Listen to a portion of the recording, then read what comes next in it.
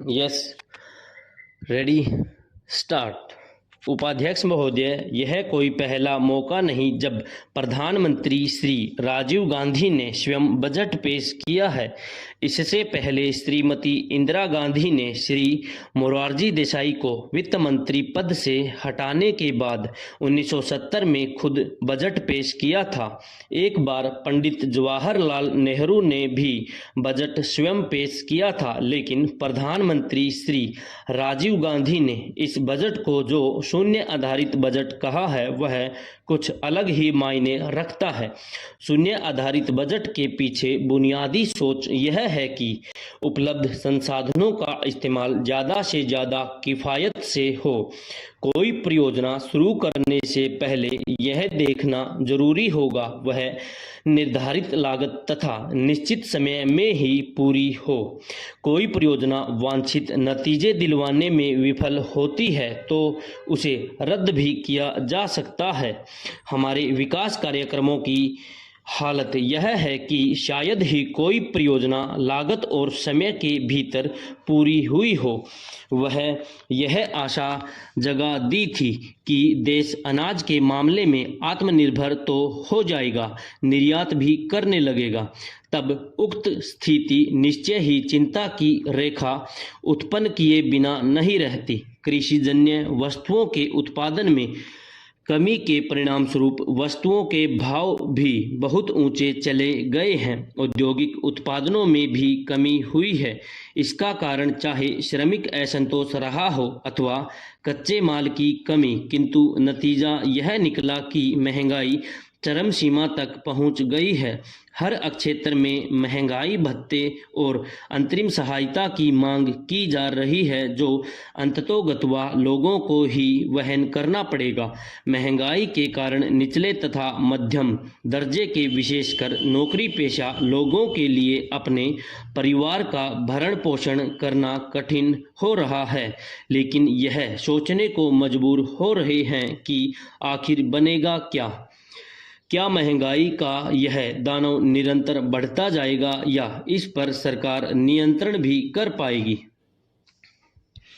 तीसरे, आंदोलनों में हिंसा का प्रवेश भी मन को झकझोरे बिना नहीं रहता। आखिर हिंसा का आश्रय लेकर हम किसका नुकसान करते हैं? क्या बसों को जलाने या सरकारी संपत्ति को क्षतिग्रस्त कर देने से अपनी हानि नहीं होती? क्या सरकार ये सब चीज़ें जनता के लिए कर द्वारा ही नहीं बनाती?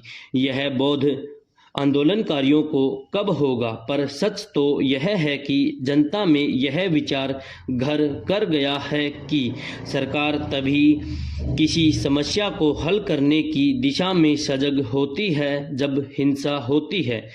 जब तक कोई आंदोलन शांत रहता है तब तक सरकार के कान पर जूं नहीं रेंगती।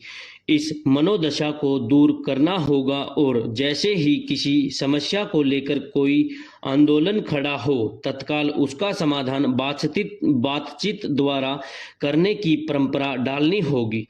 यदि मांग न्यायोचित हो तो उसका समाधान तुरंत किया जाना चाहिए। सरकार का गरीबी हटाओ आंदोलन का जैसा प्रचार हुआ था वैसा परिणाम सामने नहीं आया। आवश्यकता इस बात की है कि अब ऐसे उपाय किए जाने चाहिए जिनसे लोगों का जीवन अत्यधिक महंगा न बने। जब तक लाल फीताशाही और भ्रष्टाचार पनपता रहेगा कोई भी जनोपयोगी कार्य सफलता के बिंदु तक नहीं पहुंच पाएगा। कथनी और करनी में जो अंतर आ गया है उसे समाप्त किए बिना कुछ होने वाला नहीं। केवल यह कह देने से काम नहीं चलेगा कि छात्र असंतोष तो सारे संसार में है या सूखे और बाढ़ की समस्याएं सभी देशों में है या फिर महंगाई का दौर सब जगह है या फिर गरीबी दूर करने के लिए सरकार के पास कोई जादू की छड़ी नहीं कि घुमाते ही गरीबी दूर हो जाए। आखिर सरकार जनता के सब्र का इम्तिहान कब तक लेगी? किसी भी चीज के सब्र की एक सीमा होती है। जब जनता के सब्र का बांध टूटता है तो कोई भी ताकत उसे रोकने में समर्थ नहीं होती। संसार में जितनी भी क्रांतियां हुई हैं वे जनता के इसी सब्र के बांध टूटने का परिणाम कहा जा सकता है। अतः मेरा सरकार से पुनः निवेदन है कि समय रहते इन समस्याओं पर ध्यान दे ताकि जनता बेसब्र न होने पाए। इन्हीं शब्दों के साथ मैं अपना बयान समाप्त करने की आज्ञा